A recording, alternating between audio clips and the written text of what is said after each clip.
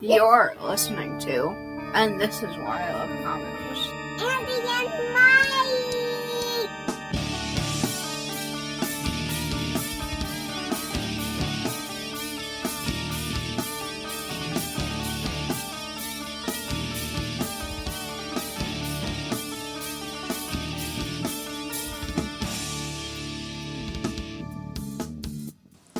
So how's that Wonder Woman we're talking about? Maybe we'll save that for another episode. I guess so. It's a great industry. You know, we've been enjoying it for 40-something years, plus or minus. I'd like to think minus in some cases, just so I don't feel so old. There's something enjoyable about the having of them, the reading of them, the discussing them, obviously. You know, there's just a lot that's there for... Yeah, we wouldn't talk about them if we didn't love comics. Yeah, exactly. Which is what I titled the podcast. I mean, come on. Yeah. Yeah, it's like you gotta bring it back home somehow. Which, I mean... But yeah, it's perfect. It's a cool hobby. Precious, fragile comics. Right. You remember when bread was 15 cents a loaf? Gasoline was $0.25 a gallon. We've just lost our demographic of anybody below 50. Remember when you had to crank start your car at the front of the thing? What were we talking about? I don't know. I'm just calling this episode the Wonder Woman episode. Yes. We did say Wonder Woman. You did say George Perez, and you referenced the issue. If that tells you anything about like what we really thought about this issue, we were so stoked about the comic that we were like, oh man, we got to dive right in. Right. Let's skip all the preamble. We're talking about George Perez's Wonder Woman. And instead we're like, well, when I was a kid, just completely sidelined. So this could be the running gag of, hey, we're gonna finally get to that Wonder Woman issue. It's still red. I did have some trivia questions for it, but okay. I'll wait until we actually go over the full issue. I didn't have any trivia. Now we're getting to the issue. Yeah, it's like it was so heavy-handed and so by the numbers. Again, it was just like our old man episode, heavy-handed by the numbers. By the numbers, yep. Very predictable, but unlike me, it wasn't quite regular. No, it was just But yeah, it was just something as far as an issue goes. Overall feel, I honestly was just like, it was okay. You know, they set the groundwork, but they didn't put enough mystery in it. They tried, and the mystery kind of failed. I wasn't like really that taken with like the mysteries of what they're setting things up, and it's like pass. Yeah, you know, I'm not really like that intrigued. It wasn't like, what could that be? Who could it have been? What was that voice? What was that? You know, none of that was like really. Are we actually talking about the issue now? I don't know how it happened. Maybe we gotta go back to something else, because yeah, all of a sudden I'm talking Wonder Woman. The art was gorgeous, so let me just say that right off the bat. Yeah, I will fully admit to that. That was actually really, while trying to focus only on issue 1, I will say that issue 2, something happened to the art. I don't know if he poured all of his essence into issue 1, that there wasn't much left in him to do issue 2, but if you look at the cover at issue 2, that's a classic Perez cover. So much detail, so much line work, but then you open up the very first page and you're like, whoa, what just happened? And I don't know if it's the inker, if it's like a Vince Colletti kind of situation over Kirby, where he would just kind of like use one ink pen nib, erase full sections that Kirby drew, if that's the same thing that was happening in this issue with this other inker. But yeah, issue 2 just did not seem like it was up there with issue 1 as far as the art, and I fully believe it was the inker. Do you want to cover Wonder Woman at this point, or nope, you're like, well... not really? Overall, I think I liked it more than you. I think it was dang it, you're gonna make me talk about this issue. Lured you in. It was a good first issue that came after the reboot of Crisis. You know, they evolved the Wonder Woman in Crisis so that her origin could be rebooted, basically, when it's restarted. George Perez wasn't initially the first person they were going to use. Wanted to do it, but he had other things he was going to do, and then reading up on it, he was so fascinated and that John Byrne was doing Superman. He went into the office at DC and asked them about, you know, who was doing Wonder Woman, and they had a writer, but they didn't really have an artist or a famous artist to push it through, and he eventually said, well, I'll do 6 months of it, and then that 6 months went, you could do it for as long as you want. So it's really Yeah. interesting to read that. Did he wind up doing it for like what, 5 years or something like Yeah, that? something like that. I mean, I don't know his exact run, but he did it for at least a couple years. And I know he wrote, like, eventually he had someone else do the art and he just wrote and he'd do covers still and stuff like that. But, you know, he did it for a while. So he put his input in it. The first issue has someone called Greg Potter. He did the script. And I think he did some of the plotting with George for the first issue, but after the first issue, I don't see Potter's name on any of it. Yeah, wasn't Len Wein on it as well? Yeah, I think so. And the inkers changed throughout. Like, I think this version of Wonder Woman they streamlined it. They made it very much a Greek god story rather than what it was before, and they kind of streamlined things to make it simple. Different origins they kind of combined into one. Like, to me, if they always go back to this Wonder Woman, even if they revise things later, if they don't lose these aspects of Wonder Woman, I feel like they've nailed the character and they can do a lot of things with it. And I'm not sure what they've changed since with Rebirth and things to this origin, but I do think this is the definitive origin. And even in the movies, I think they pulled a ton of stuff from just this series. Yeah, I can see that. There was a lot of the classic tropes that were there from what I remembered. You know, going back to the Linda Carter, that's when I kind of got introduced to Wonder Woman, was from the 1978 Wonder Woman show. Some of that aspect got me introduced to the character. But, you know, key components of, you know, the origins from way back when were just kind of more solidified, justified in this one. I think in the New 52, though, they did make it where she's like the daughter of Zeus or something like that. So Oh, it yeah, wasn't I think you're right. wasn't the purely women are created and not born. And I liked, you know, I liked some of the story elements. I thought this was, you know, some of it was really well done. One thing that was baffling, and I know the character has zero, like, you can't lay claim to the character, but Perez's Hercules looks amazingly like Marvel's Hercules. And it's like, right down to like the green head, you know, the headband, and I know it's like, okay, you kind of have to do the classic, what do people assume Greeks look like? Well, you got, you know, the kind of mullet and a beard. He's very much like, holy crap, that, you know, even the color scheme is that of the Hercules from Marvel Comics. I just assumed it was the same guy. Yeah. He just Or crossed actually, over. yeah, it should be called Heracles in this one, because I think that's what they kept calling him. Like, Yeah. So they were trying to keep it to the Greek myths. As And if opposed you to the haven't Roman. guessed it, we're talking about Wonder Woman #1 from DC Comics. The cover date was February 1987, but it was on sale in November of '86. There was a cover price of 75 cents. This is when comics were 32 pages. 32 Yeah. pages for 75 cents. Yeah, this was like an amazing commemorative issue, because I think after that they drop it back to the regular page count. But this one had a lot more, you know, for your buck. For 75 cents, I can't even say a lot more for your buck, because it wasn't even a buck. Yeah, it was Greg Potter was the script, George Perez was a co-plotter and a penciler, Bruce Patterson was the inks, the editor was Karen Berger. Berger? Yeah, she's been at DC for ages. I think she was the one that was responsible for bringing the British invasion over, the Alan Moores, the Neil Gaimans, and Yeah, I think so forth. She was the head of Vertigo, wasn't she? For I believe so. Yeah, when they kind of converted all those titles that were, that were existing in the DC universe, and they said, let's just slide these things over. But if you want to return back to the grumpy old men, the state of the union, or the state of the industry, you know, you can tell something's bad when DC, you know, the parent company, they no longer make new Mad magazines. They're just kind of reprinting old ones with limited new content and new covers. And they've stopped the Vertigo line. And it's I like, think that was a oof. mistake. Yeah, so they had opportunities. They had it. It's what where made they them could- unique, and Yeah, they had their own imprints. and then when they lost that, you know, a lot of people who wanted to do their own book, they just went to Image instead, or Yeah, or just- exactly. I'm not saying the Vertigo made them a lot of money, because it probably didn't, because it was such a select type of book. But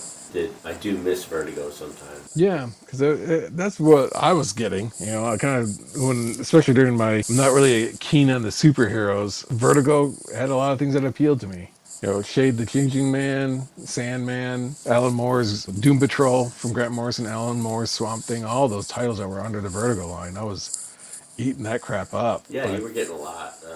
I think I was just getting Doom Patrol and Books of Magic, a couple other ones, but not quite as many as you. But what I was reading, I was loved. Like they were my favorite books. yeah, and that was something where it also helped because it's like, okay, if you want more of the mature, darker stories, go to Vertigo. But we're going to keep our, classic DC line pretty much meant for the younger readers, kind of keep it family friendly, keep it interesting and engaging for new readers and not put anybody off. But it's like once you kind of got your appetite for comics, then go over to Vertigo. Right, But, yeah. it's like, let DC be the training wheels. Let Vertigo be the motorcycle. It's just like once you got into it, then you can use it. Did you really just segue from Wonder Woman away again? Well, it just shows you what is there inside this issue of Wonder Woman. It wasn't, like I said, it was a good issue, but it was dense. It was a lot of reading. But that's what I like about it. Yeah, kind of set it all up. I like the some look of of the new of the gods.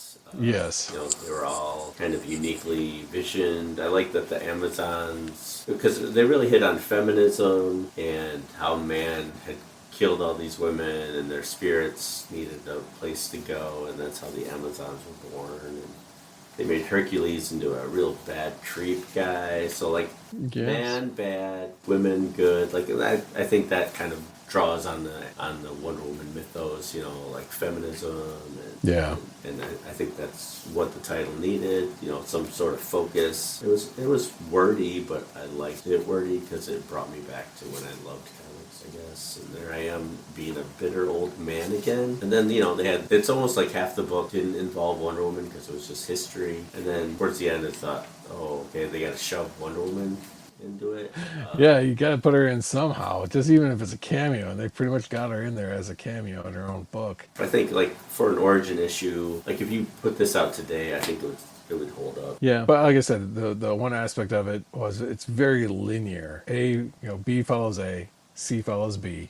You can see where this all goes right down the line and ends with the appearance of Wonder Woman, as opposed to kind of like interspersing these elements into flashbacks and kind of spreading it out a little bit more. It's like here's Wonder Woman interactions, and then what she's doing right now harkens back to her origin in a certain way. So I think that would be a more modern take on it, would be to kind of have the character a little bit more peppered throughout, and then as opposed to just making that one cameo at the very, very end of the issue. But at the same point, there's something to be said about that. That's a pretty good payoff. You get that full page justification to see her in that costume. Gorgeous art by George Perez. Yeah. That man could draw. Yeah. And every panel detail. work. Yeah, just panel to panel, how he tells a story. You could tell at this point, in the mid 80s, he was at his prime. He was thinking, and everything worked out for him. He just got me through Crisis, 12 issues of a Maxis series, that impacted the entire DC line, and he was on top of his game, and you just tell this was pure Perez. Exactly. Yeah, it was good. And like, if you don't mind me asking, because I've only read this first issue, I've kind of sampled the other ones, but they kind of lay the groundwork on a couple of things as far as like mysteries go. One of them was at the very first page, kind of the caveman, cave woman, man beats up woman. And then out of that poof of a voice is heard. And it's okay, what was that voice and who's, maybe I said it and I just kind of glossed over it. I don't know. But then there's the other aspect of it where why did that happen? Why did that woman's like little like whoop, that energy, and obviously then they say, well, that the energy is from these type of situations, where somebody at the hand of man, this woman died for no reason of her own, but it's like, and a voice, and I guess it's like as if from the earth itself whispering, calling, and it's like, okay, that's supposed to be Gaia that was saying that? Is that was inferred? Precursor to the god, their parentage, Gaia, like the old Titans, Kronos and stuff like that. That's it's their mythos, so that's the prehistoric version of Gaia. I'm sure it morphed into whatever it was later. But and then, do you think, when did Jim Henson's Labyrinth come out in relation to this? Because of like, I keep thinking of that scene with David Bowie walking around that MC Escher kind of environment. Yeah. And Olympus has that same kind of stairs going all over, and I'm like, was one influenced did Olympus get influenced by that, or is this a whole idea, fresh idea from Perez to make Olympus this kind of mystical place with staircases all over? What did I say? This came out in what, 80. Labyrinth came out in 86. Well, So you'll so they're never know. pretty close. I mean, it might have been he saw the movie and thought, hey, that's a great way to represent an otherworldly type of environment. Yeah, November of 86, Wonder Woman came out, and Labyrinth came out in June of 86. You know, I thought that was actually a clever representation of kind of this, like, you know, being so powerful that this kind of environment in which they live in is just commonplace to them, where we're all like, oh, that's really trippy. And But he maintains that version of Olympus throughout his run, and it's really cool. Like, there's certain artists that can pull it off, and Perez certainly was that. I mean, being a king of like detail down to that level, he certainly was able to pull that off. I don't know if lesser artists would want to spend that much time and effort every single time to represent that Olympus that way, again and again and again, panel to panel to panel. yeah, what you're saying is Ron Lim couldn't have done it. Could not have done this. No. He would have had it as like, okay, they turned off the lights inside of Olympus, and so all these panels will be black. Yeah, so that was one of the mysteries. I wondered if Ares was part of the anti-life equation when he leaves going back to the Cosmic Odyssey reference there, but he leaves Olympus and looks a lot like a Cosmic Odyssey. He does. Yeah. I couldn't, like, I understood a little bit about, you know, why that lady burnt, just spontaneously combusted. That was kind of like egging Heracles on. But did he, like, it didn't look like there was any time from him, like, going, like, I only want to conquer women. It's like, ha ha, and then she catches on fire, and he's only, like, turned his back that moment. It's like, you smell something burning? And why didn't he turn around and goes, like, you're on fire, woman? I think he was gone long before. Long gone? Okay. She's just an agent of Ares, so Yeah. I'm not even sure she was human. So. Yeah. And then another, you know, kind of quasi mystery. I'm assuming this was kind of like the setup for future stories, but Wonder Woman's mom had a sister, and she left. Yeah, I assume that she left to kind of make her own, kind of like, I'm going to be an antagonist down the road. Is Yeah, I that think so. It set up some rivalry of? a different group that Diana would run into later. I'm not positive, having not read this in a long time. And then they kind of talk about the J.J. Abrams mystery box kind of a thing of like, we're going to punish you and we're going to put you on this paradise, but that paradise has got something truly evil. And it's like, oh crap, here we go with episodes of Lost. Right. But that's definitely paid off later too. Oh, okay. That they did. But it was But I'm like, I forget what it was called, but there was like a demon horde underneath that they had to guard and stuff. And they had that in the animated Justice League cartoon too. oh, On a there was couple some. episodes. That's good. And then, you know, that lady pulls out a gun.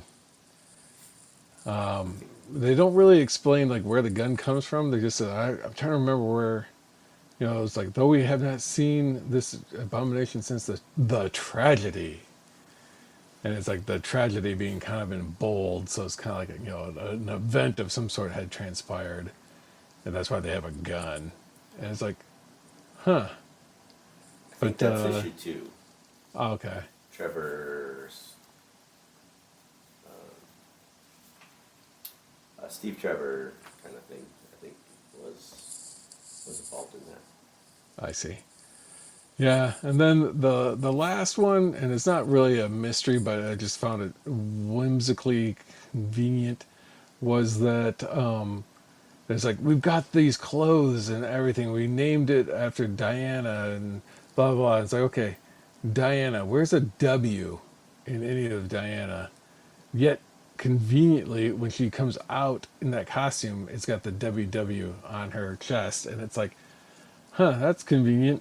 Wonder Woman, WW right there. Okay. Yeah, it's like, It goes back to when Galactus first appeared in Fantastic Four, whatever, 48, whatever the issue was, or something like that. And it has the giant letter G on his chest. And it's like, why would this alien being have the English letter G on it? And it's like, it makes no sense. And then obviously, since that point, Galactus never had that letter on his chest anymore. But it's like, wow, you conveniently happen to have a WW on your chest. And it goes back to like the Zack Snyder's Man of Steel. It's like, why do you have an S in your chest? Oh, that's a symbol of hope in our place. It's like, no, that's an S. And it's like, oh, well, we'll call you Superman because you have an S in your chest. And here's Right. like, you've got this, like, what clearly looks like two W's. So we're going to have to come up with a name for you that's got two W's. I wonder what kind of woman you could be that would have. I don't know. I would just wonder. I don't, and it's like, oh my gosh, what the heck? Yeah, well, in the letter page, Mr. Perez does say that future issues will explain why she has kind of an American flag looking costume, and I'm sure some of the WW was involved in that, but I don't remember it because I only read issue 1. Yeah, exactly. So we're judging the entire series off of a sampling of one. Right, so this is an ultimate failure of a series because we only read a We only read the single one issue. issue. Now, obviously you got a bias towards this because it's Perez, but Right, that's not a having bias, it's really good. having read the singular issue, did it inspire you to want to continue to read and dive into issue two? Well, it's funny you say that because after reading issue 1 and realizing I didn't own issue 2, I only owned 3 through 10. I went out and eBay purchased issue 2 and got it the other day. I just haven't read it yet. So yes, it did indeed inspire me to fill the back issue and not read issue 2. But I will eventually read it, and so there I do own now the first at least 10 or 12 issues of it, and I will read it within the next 16 years. Yes. Yeah, I honestly, because I was getting towards the end of the issue and like Wonder Woman had not shown up, and the entire time I was like, she's got to show up, she's got to show up, she's got to show up. That finally, when she did, it was like, and that's the very last page. Boy. Yeah. So then I was like, that's why I started sampling issue two. So I will say it did what it set out to do, and that was to get make a reader and not just a one-off collector of this series. So Yeah, and that's what I kind of liked about this issue is that it really is self-contained. You didn't have to read anything else to understand her origin.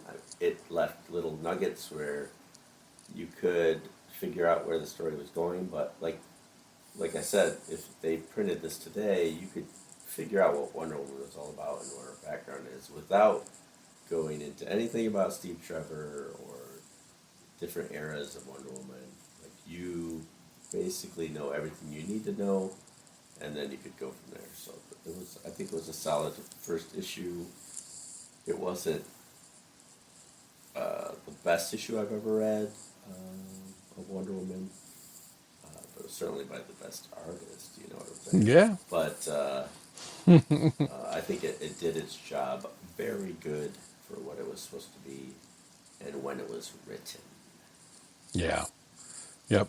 And even so, you can't really go wrong when you got Greek myth to back you up. Yeah. And you incorporate it, and they incorporated it really well.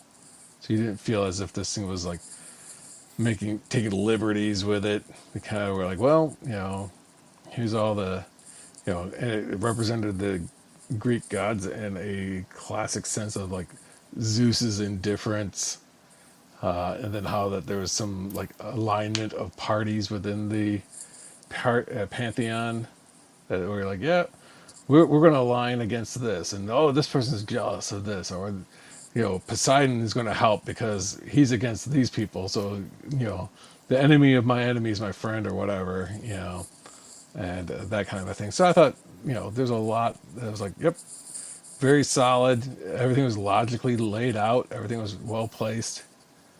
It was just, and then the fact that she was like the only person born on the island because everybody else was already there and they were basically immortals for the most part was an interesting take on that as well. So it wasn't just a matter of like, how do new Amazons come about? It's like they don't. They already have a finite quantity of Amazons. Right. And it's, if you want to be born there, you have to be made of clay because there's no men. Yeah. You're kind of reliant upon the, the whatever, spirits that were you know, harvested in that, whatever the source of wellspring of sources or source of spirits or whatever they call it. It's Gaia's well of souls or something. Goodness. Yeah. Wasn't that in Raiders of the Lost Ark? Wasn't that called the Well of Souls? Well, yeah, but It's the same place. It's a coincidence. Indiana Jones went there years later. But yeah, it was a good issue. Good. Yeah. Yep, it was a good issue. Good, like you said, good art. Represented the character really well. Gave it a very solid, story. And I know it had ramifications across the DC universe because then it's like, how do you explain Wonder Girl? Because if she was the last of the Amazons, then where does Wonder Girl fit into the story? And then and a couple of reasons why this particular issue was chosen is that it's a continuation of, where Cosmic Odyssey was written by I keep going back to Jim Starlin. And then Jim Starlin also wrote the Infinity Gauntlet. And then George Perez did the art for Infinity Gauntlet. Now we're doing a George Perez story here. So that was a good continuity. But then also this kind of gave that, I can see a little bit as to why, now having read this, why Wonder Woman was not in Cosmic Odyssey. And it's like, okay, she's her tie to the mythos, the Greek myths, kind of, and that reestablishing of who she was and so forth. I could see that as probably being like, okay, we don't know exactly, can we mess with this character while it's still being developed? And that's, like I could see that as being kind of like, yeah, probably can't. So we're going to have to find somebody else. How about, Starfire from Teen Titans instead? Okay, that's a good stunt double. Is it? No, not at all. Yeah. But at least I learned that Starfire's character's name is Corey. Right. I did get that out of Cosmic Odyssey. I would have preferred Mignola's Wonder Woman. That would have been interesting to see. I don't remember if he's ever drawn her. I'm trying to think. Probably has. Yeah, at some point must have. I'm trying to think what other series he would have drawn her in. But he had done like a series of covers and so forth over the years as well. He did some Superman stuff. I don't know if she did or not, but... All right. Well, if you have any questions or comments about this very brief review of Wonder Woman #1, along with the grumpy old man segment earlier, the lead up. And this is why I love comics at gmail.com.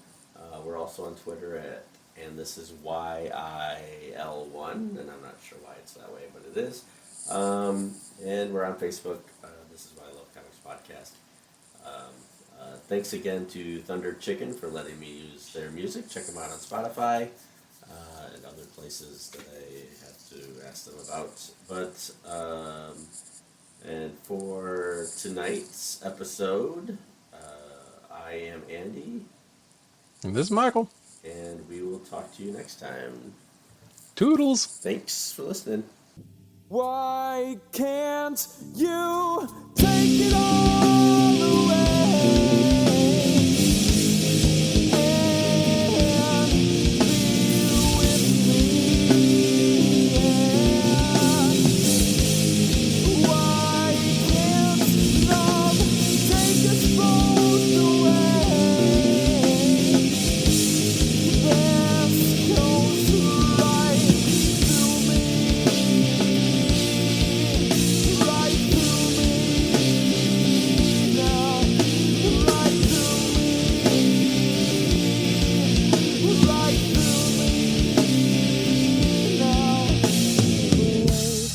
up on, and this is why I love comics. You know, just I love Doctor Doom. I think this is where my love for the Wrecking Crew came about, because I just every time I see them, I think, oh, this is great. This is great. Even though they're the most basic characters ever created. We club things. What do? We fight things with some wrecking balls. Yeah. Oh man. Well, and the thing is like, Absorbing Man's got the same wrecking ball as well. So it's right. like, yeah, you kind of brought some redundancies here, Beyonder. Yeah, I mean, that's true. They could have chosen some different villains, maybe.